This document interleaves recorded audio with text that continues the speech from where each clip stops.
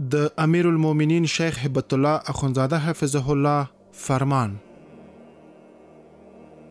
افغانستان د خپل 15,000 کلن لرغوني تاریخ سره یو له هغه بډایه معنویت درلودونکو هیوادونو څخه ده چې زاړه فرهنګونه، لرغونی تاریخ او تمدن په خپله غیږ کې لري.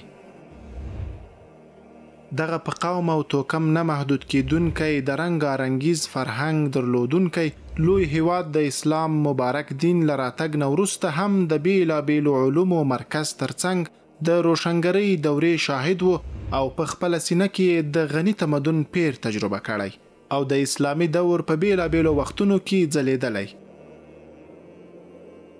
له څو پیړیو را په دې خوا یې په نړۍ کې د اسلامي شکوه او جلال پیر تجربه کړی او د اسلامي ارزښتونو د ساتلو او پاللو داعیه یې نه ده هیره کړې.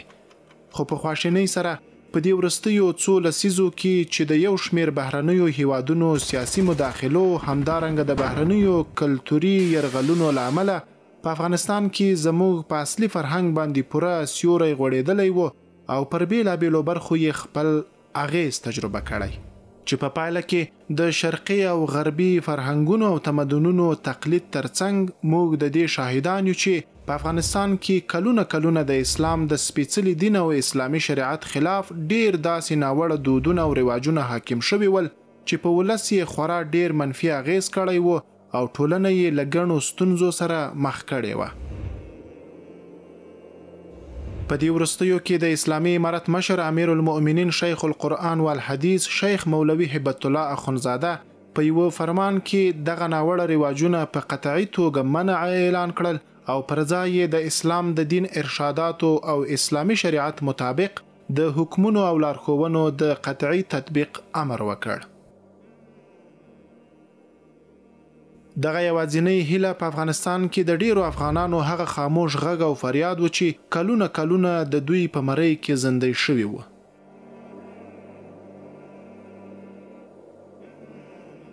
اینمی رواجه بلند بچه ما مجبور به این ساخت که ترک وطن کنه و برا به خاطر یک منگوری به ایران. قاچاقبرا اول 20,000 یورو میخواستن، 60,000 یورو.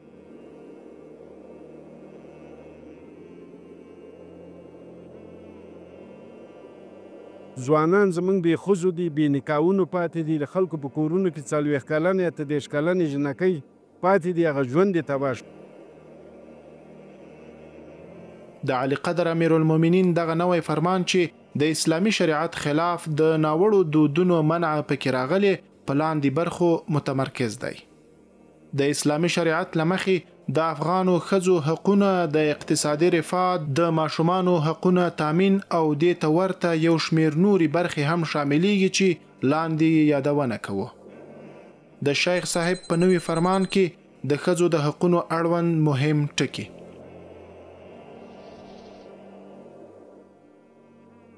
د بالغ نجلۍ ولی شرعاً مسؤلیت لري د هغې په کوزده کولو کې له هغې سره مشوره او د هغې مثبت نظر واخلي. ښځه د اسلام له نظره د نکاح کولو په موضوع کې د نارینه په څیر خپلواکه ده، په هیڅ صورت د چا مال نه ګرځي او د خپل خاوند له مړینې او یا طلاق وروسته د دې له خوښې او مشورې پرته یې خسرګنۍ او یا هم پلارګنۍ په زوره بل چاته په نکاح نشي ورکولی. په خپله خوښه چیرته او چا سره چې وغواړي له شرعي اصولو سره سم نکاح کولی شي. که څوک په کوم نجلۍ یا ښځه ډزې وکړي یا یې پیکی پرې کړي او یا څادر پرې واچوي، په دې او یا په بلې طریقې سره په جبري توګه هغه خپله ښځه وګڼي، دا غیر شرعي عمل او جرم دی. داسې اشخاص دي د اسلامي امارت محاکمو ته معرفي کړل شي ترڅو د خپل جرم په سزا ورسیږي. په اسلامي شریعت کې د مهر کمه اندازه 10 درهمه او زیاته اندازه حد نه لري. که میرمن راضي وي په 10 درهمه یا د هغې په معادل مال هم نکاح کیږي. که د هغې خوښه نه وي، بیا له زړه سوانده او خیرخوا پلار یا نیکه پرته نور خپلوان او یا بد اختیاره پلار او نیکه نشي کولای چې تر مهر مثل په کم اندازه د هغې نکاح وتړي، او که تر مهر مثل په کم اندازه د هغې نکاح تړلی وي، داسې نکاح صحیح نه ده. مهر د میرمنې حق دی. خپلوان د ځان لپاره یوه پیسه هم نه غوښتلی او نه اخیستلی شي. د دستمال مراسم به په هوټل کې نه وي، ځکه دا اسراف دی او الله تعالی فرمایلی دی ژباړه ای د ادم اولاده تاسو خپل زینت لباس راواخلی د هر لمانځه په وخت کې او خوراک کوئ او څښاک کوئ او تاسو اسراف مکوئ بېشکه هغه الله جل جلاله اسراف کوونکي نه خوښوي. د ولیمې او واده مراسم به له اسراف او ریا پرته د زوم د وسع مطابق د هغه د خوښې په ځای او موټرو کې ترسره کیږي، خو سرګنۍ یې نشي مجبوره کولای چې په هوټل یا قیمتي موټرو کې د واده مراسم ترسره کړي. زوم به د واده مراسم په امارتي موټرو کې نه ترسره کوي. بدل مخی ښه عواقب نه لري، حتی الامکان دي ترې ډډه وشي. د بدل مخی په صورت کې د مهر ټاکل او ورکول ضروری دي. علماء کرام دي د بدل مخی د کراهیت په حق له خلکو ته پوهاوی ورکړي. اسلامی امارت دی باره کې فرمان صادر کړی. الحمدلله دا ټولنه اسلامی ټولنه ده او چې څوک ځان ته مسلمان وي هغه د دغه رواجونو پخوا هم خلاف و، اوس هم خلاف دي، آینده کې به هم خلاف وي. البته داسې یو څوک نه و چې د دې پوښتنه یې کړې وی، خو د اسلامي امارت د رهبرۍ څخه بیا هم مننه کوو چې د دې متعلق مستقل فرمان صادر کړی. که اسلام ته سړی نظر وکړي او رواج پسې ونه ګرځي، الحمدلله ودونه هم ډېره په اسانه طریقې سره سرته رسیږي او موږ او تاسې الله پاک د مرګ و ژوند الله په اختیار کې دی.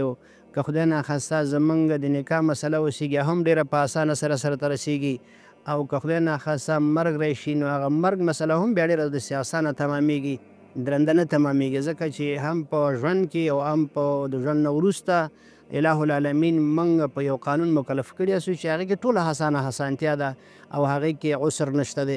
اگمی غیر شرعی امی والوارو مثلا تویانه و بعض رواجای غیر شرعی اگر نباشه اولادای ما هیچ وقت از این وطن بیرون نمیره. اینمی چیزا باعث میشه که قرار کو مای بحر سر اولادای ما سیسو، گرگای جنگلات و دشتا سر اولادای ما سیسو، پولدار شدن، اسکر و سایمنصب وطنهای دیگه صدیمی مردم پولدار شدن. داداش میرن اعلام میتونن که میبرن دادگیری دیگه که پدر زنگ میزنه که اینو قدر پیسه بیار، ویدیوش بطرایی میکنه میدین این رقم اینه دوزا گرفتیش. اینمی رواجای بلند بچه ما مجبور به این ساخت که ترک وطن کنه و برا بخاطر یک منگولی به ایران. بچه ما زنگ داد بیادر ما دوزا گرفتن. در کجا گفت در ایران؟ برازی ویدیوها را رایی کرده که یک ویدیوش یک عکسش که امتو سیسته آدمی فرقش نمیتون خون روانه. دیگه کتی پید زدم کتی چوب دادم مثلا یک چشم تطبیق ما هم گذوف کردم. بعدی یک ما هم گپ شدم که دیجای قاچاقبرا اول 20,000 یورو میخواستم، 60,000 یورو. 12 شو ما شو تعصب شستیم، سب نماز خواندیم در جای خوش شستیم، نماز خواندیم در جای 12 شو بعد بعضی پیسه باشن رسید. رفتیم پیش قاچاقبر، آدرس اینا روان کرد برای ما، رفتیم دمی شهریار. دیگر شام بود، این وقتا بود، موتر آوردن ما را انداخت داخل موتر، انتقال داد ما را در یک جای دیگه. خود درها بسیار زدن هم کردن، در سر در بغل بسیار زدن ما را. اونجا برد ما را در اتاق بالا کرد، دیگه بسته کرد، زنجیر آورد یار ما را بسته کرد. دیگه زنگ زدن که پیسه میخوایم ما. گفتیم چقدر میخوایی؟ گفت 40,000 دلار. دیگه من خودم حتی اینقدر از زندگی بیزار شده بودم که زدن که خورده بودم و زدن که یعنی بعد رقم زدن بود. ما را گفتم یک گلاسه برام بده که همه هدف می بود که شیشه پیش ما بیایم. گلاس آورد و خوردم، گلاس از این گرفتم پشت بالشت ماندم. گفتم ای زدن کردم خواهم مردن خوبه. میخواستم خودکشی کنم خودم. دیگه که آمد کردیم اویلی درآمد مادر برسته شد، گوش بوسید، مادرش یک طرف ذوب کرد، بچه دیگه طرف ذوب کرد، پیغم چیریز اویلی چپا که ذوب کرد، پیغم تیریز شیشه خانه. حال روز خیلی بده که این حبابش کل چیز این مرواجای غیر شرعی.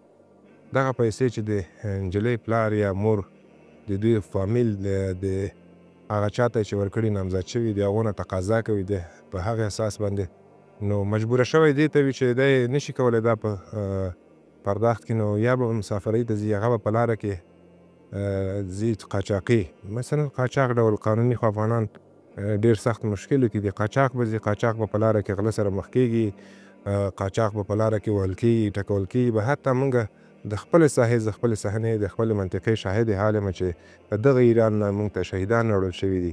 نفر په ایران کې د قاچاق په لاره شهید شوی دی راوړل شوی دی. همدغو دودونو د همدغه سیالیو شریکۍ له وجې نه همدغو ناوړو اعمالو له وجې نه. دوهمه ماده په ځینو سیمو کې د مړي د کورنۍ له لوري کلیوالو او نورو خلکو ته په معینو ورځو کې طعام او میلمستیا برابریږي چې فقهای کرامو ترې منع کړې ده. په دې هکله د فقهای کرامو څو اقوال په لاندې ډول دي. د مړینې په مناسبت د مړي د کورنۍ له لوري خلکو ته میلمستیا برابرول مکروه ده ځکه میلمستیا په خوشحالیو کې وي نه په غمونو کې. دا ډیر بد بدعت دی چې د غم په ورځ خلکو ته میلمستیا تیاروي ځکه چې شریعت کې دا اصل نه لري او بل دا چې د دغو ورځو خپل ترتیبونه او مکلفیتونه دي. د مړینې په مناسبت راټولو شویو خلکو ته د مړي د کورنۍ له لوري د خوراکونو چمتو کول ګناه ده. جریر بن عبدالله رضی الله عنه وایي د مړي په کور کې د هغه د خپلوانو راجمع کېدل او د هغوی له لوري د خوراک ترتیبول موږ له نیاحت څخه ګاڼه، یعنی لکه ویر چیغې او فریاد مو چې ممنوع او بد ګڼلو دا مو هم بد ګڼلو، حال دا چې نیاحت او ویر کبیره ګناه ده. د مړي د کورنۍ لخوا خلکو ته خوراک برابرول مکروه ده ځکه چې لدې سره یې مصیبت زیاتیږي او بل دا چې د جاهلیت د زمانې له خلکو سره مشابهت راځي. رواجی خیراتونه د ځان مشهوره کولو او ریا لپاره دي، د الله تعالی لپاره یې نه کوي. لدې عمله باید ډډه ترې وشي. رواجی خیرات که مباح هم شي لدې عمله چې خلکو د واجبوالي مرتبه ته رسولي مکروه او ترک یې ضروری دی. داسې ډېره پېښه شوې ده چې د موږ په وطن کې د یو کس پلار مړ دی او هغه د پلار غم ځنې ویر دی، هغه په شپه کې ګرځي چې یو څوک پیدا کو چې د پوله پټه یا باغ په ګروۍ ونیسي او پیسې ورکو چې سبا د خلکو دپاره ډوډۍ تیاره کو. نو دا یو غټ مشکل دی، د تربګنۍ په اساس هیڅوک نشي کولی چې دونه غاړه وغړوي. نو الله د امیر المؤمنین ته اجر ورکو، الله دې نور هم په تقوا او د دین په طرف نظر زیات کو، دغه رواج به د منځه ولاړ شي. زما یوه خاطره په یاد ده، د موږ یو دوست و، یو وخت یو ورور یې وفات شوی و، نو د هغه د خیرات په وجه دوی چې زه ختم خیرات کوم. ما ورته ویل چې ګوره دغه غیر اسلامي غیر شرعي ده، دغه خیرات مه کوه، دغه د دې بچیان صغیران دي. نو تقریبا شپږ کاله ما سره خبرې ونه کړې، شپږ کاله ما سره برابر و په دې موضوع باندې چې تا ولې دا خبره ما ته وکړه، دا خو د ما ورور د بعد ما دا کار کړی. تاثیر شرعی میگه که در خانه کسی که مرده میشه در او نباید مردم آب و حتی میگه ما به حساب پشتونا نغاری یا تندور میگیم فهمیدی دودش نبره، فهمیدی اما همسایه‌اش دوستاش با این کمک کنه. اگر کسی میمونای دوردزی میباشه در اونجا امونانی که میخوره بو ارزوا حلال باشه از خانه مردواره خود تا به سیر بزه، اما حتی خوابش نباید بنوشن فهمیدی. و چون علمی رواج‌ها کرده که مردم ما زیاد هست فهمیدی دیگه. مردم ها در جای ما بوده که مردم ها زمین خود ما فروخت بود، با درهم میکرد و در صدقه میکرد و کسکات میکرد. اینی چیزا دیگه است در مردم ما رواج است، بسیار یک چیز ناروا است فهمیدی، زیادتی است دیگه. گفتهای شیخ صاحب که از بسیار گفتهای خوبی از فهمیدی. خدا فرمانی که میگه و از روی قرآن حدیث میگه ما خو مسلمان هستیم باید به او عمل میکنیم، چون که ما عمل نمیکنیم مسئول ما هستیم دیگه. شیخ صاحب مسئولیت خود ادا کرده فهمیدی، علمای ما مسئولیت خود ادا میکنه، ادا کردن فهمیدی. دا فرمان بالکل ګټور فرمان ده. دا فرمان د اسلام له نگاه نه ښه ده، د پښتو له نگاه نه ښه ده، د افغانیت له نگاه نه ښه ده، د مسلمان دپاره غریب دپاره ټولو دپاره دا ګټور ده. وایم چې کاش که عملي سي، کاش که عملي سي. او د خپل دغه هېوادوالو هم دا هیله کوم چې دا فرمان ځانو باندې عملي کوي، چې دا فرمان تنه د هغه لپاره نه ده چې ورور په دې کې به امارت اسلامي کومه ګټه ورکړي. ګټه زموږ تاسې خپله د ولس ګټه ده چې خپله لور و خور باید خرڅه نه کړي. دیگه من فکر میکنم اگر ما مسلمان باشم و باز افغان باشم و سر خود تطبیق نکنم، خدا ناخواسته دو فرمانه تو چیزی نیست که تو را بگه که دخترت به این شرایط بده، برای بچهت به این شرایط، با تو پیشنهاد کرده، تو را به راه الله برابر کرده، تو را با قانون دین متوجه ساخته. زمانی که تو سر خود این چیزها را تطبیق کنی، هم پیش پروردگار گردنت خلاص است، هم به مخی اولادت سر بلند استی، هم پیش جامعه به درت نام میکشی. پورته ذکر شویو شرعي دلیلونو او همداراز نورو ګڼو ټولنیزو شرعي او اقتصادي رامنځته کېدونکو زیانونو ته په کتو سره په لاندې ټکو باندې عمل کول ضروري دي. د مړي د اسقاط لپاره هیله اسقاط د هغه مړي لپاره کېږي چې فقیر یا مالدار وي خو له وصیت پرته وفات شوی وي یا یې وصیت هم کړی وي خو د مال درېیمه برخه یې د واجبو فدیو لپاره کفایت نه کوي. که مړی شتمن وي او وصیت یې کړی وي پر ولی باندې واجب دی چې واجبي فدیې به یې د مال له درېیمې برخې څخه ادا کوي او یوازې په هیله اسقاط به بسنه نه کوي. البته د هیلې طریقه به د حنفي فقه د هغو شرطونو مطابق وي چې یادونه یې شوې ده.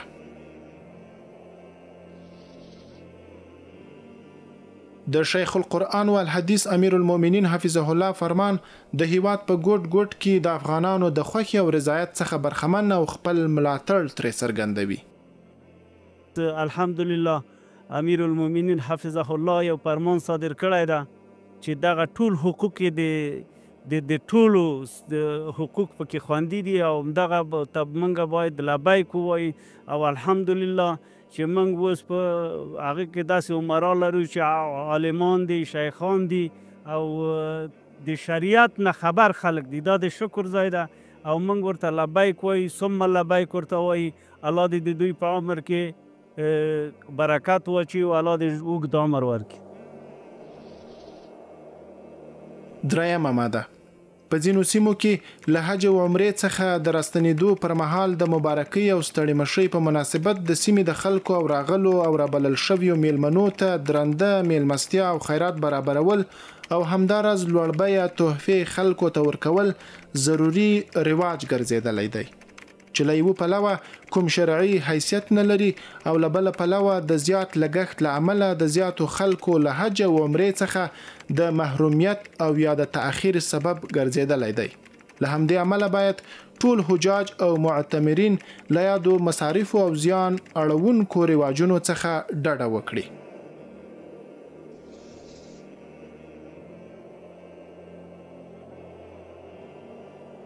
یو سړی بیت الله ته تللی شي د فرضي حج دپاره، د عمرې دپاره، نفلي حج دپاره، ولې بیرته راتلی نشي؟ دلته هله جانماز یې رانه کړه، تسبیح یې رانه کړې، مسواک یې رانه کړه، عطر یې رانه وړ، دا یې رانه وړ، هغه یې رانه وړ، هماغه یوه دانه خرما چې یو چاته څوک ورکړي هغې کې اجر او ثواب ډېر دی. ولې د دې ناوړه رواجونو د لاسه څوک بیت الله ته نشي تللی.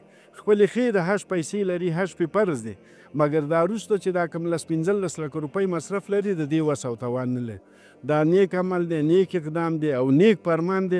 دا چې په دې خلکو کې عملي شي د ټول افغانستان د ولس کامیابي ده په دې کې. دا که هر څوک زموږ هر اقشاري، هر ملتي، هر دغه، هر ولایتي، هر ولسوالي، دا باید عمومي په ټولو دغو کې تطبیق شي. اگر چې موږ او تاسو خو الحمدلله مسلمانان یو په دې باندې عقیده یاستو چې اسراف باید ونیسي په داسې موضوعاتو کې، مګر متاسفانه دا خبرې ولې نو دا غلط کار و. ډېر اسراف به کېده، زخت ډېر اسراف کېده. ای کاش که مردم اینمی فرمانه را عملی کنه سر. فرمانه خیلی خوب فرمانه از اول تا به میلی. اگه این عملی شو به خیر مسلمان است، به خیر مردم است، به خیر ملت است. خدا کنه که نمی عملی شو. ما باید ما از مردم نمی سینه فرمانه را تطبیق کنه سر خود. اول خودم هستم. د دې فرمان د حکمونو په هوای ورکول او د هغو عملی کول. څلورمه ماده د کورنیو چارو، سرحدونو، قومونو او قبایلو، اطلاعات او فرهنګ، د ارشاد، حج او اوقافو، پوهنې او لوړو زده کړو وزارتونه، رسنۍ او په ولایتونو او ولسوالیو کې د علماو شوراګانې، فقهي مجالس، د مساجدو خطیبان او امامان، ولسی مخور او نفوذ لرونکي مشران دي په حکمت، مصلحت او تفاهم سره په خپل برخه کې د دې فرمان د حکمونو په اړه خلکو ته پوهاوی ورکړي او د پورتنیو احکامو د عملي کولو کوښښ وکړي.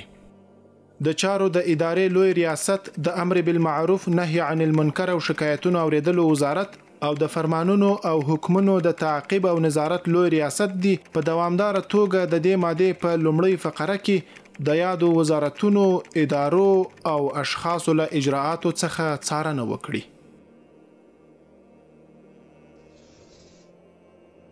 دا فرمانونه ټول د اسلام په خیر باندې دي، د شریعت سره مطابق فرمانونه دي. نو دا فرمانونه چې دي دا د موږ په ګټه دي. په دې کې د ولس هم هغه دی وظیفه ده. په دې کې د یو عالم چې په منبر باندې درېږي د هغه هم وظیفه ده. په دې کې د یو وکیل هم وظیفه ده. دغه ټولې چې موږ تاسو سره منسجم کړو او په دې کې یو واحده مفکوره پیدا کړو پوه شو که نه چې خلکو ته وویل شي او مفاهیم وشي چې دغه رواجونه چې مثلا هغه نه د اسلام څخه برابر دي او نه د خیر دي او دونه مخنیوی وشي دا به شکر وي.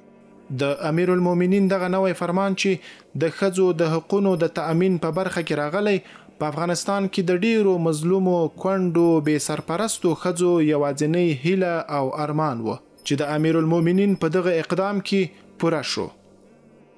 دغه رواجونه چې یو څوک ورور یې شهید شي یا په خپل مرګ وفات شي د هغې هغه ته منکوحې ته دا وایي چې ته به د موږ په پلارګنۍ کې واده کوې. دا ظلم ده، دا د ښځو په حق کې ظلم ده، د کونډې په حق کې ظلم ده. یا داسې رواجونه دي مثلا یا ورور جګیږي ظالم وي یو ځای کې قتل کوي یا یو چاته ضرر رسوي، خلک راځي کینی د دې په روغه کې بیا د یو بیچاره مظلومه خور د دغه په بدل کې ورکوي په نامه د بدو چې دا خو د هغې هغه څه عمر چې ده د ځوانۍ نه تر پیرۍ پورې د دې عمر په بیچاره په مظلومیت کې تیریږي. په هغه ځای کې خلک په کور کې په درنه سترګه نه ورته ګوري ځکه ورته ته موږ په بدو کې کړي. د ځوان په حیث چې درته وایم خو دې ته موږ ډېر زیات خوشحاله یو ځکه چې نور ځوانان دلته په منطقه کې شاوخوا چې کوم ځوانان ګوري ټول یوازې دغه د پیسو له وجې نه پاتې دي. که نکاح د سنت طریقه د نکاح باید په وخت شي چې سړی بالغ شي نکاح وشي، خو چې پیسې نه وي نو مجبوره پاتې وي. دې فرمان ته د ما په شمول ټول ځوانان خوشحاله وي.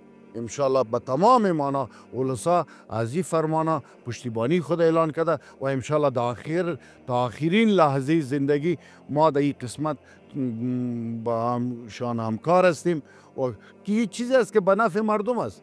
این شخصی این به نظام چی مفاد داره؟ این به ما مفاد داره، این به تو مفاد داره، این به اولاد تو مفاد داره، این به خوار بیادر تو مفاد داره. طبعا زمانی که آدم از خود جور باشه و نظام هم جور کرده میتونه و تربیه فامیلی خودت که جور باشه بیادر تو میتونی که دولت هم تطبیق کنی.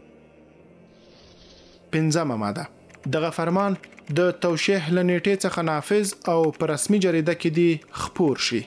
والسلام علیکم ورحمة الله وبرکاته. امیر المؤمنین شیخ القرآن والحدیث مولوی هبت الله اخونزاده.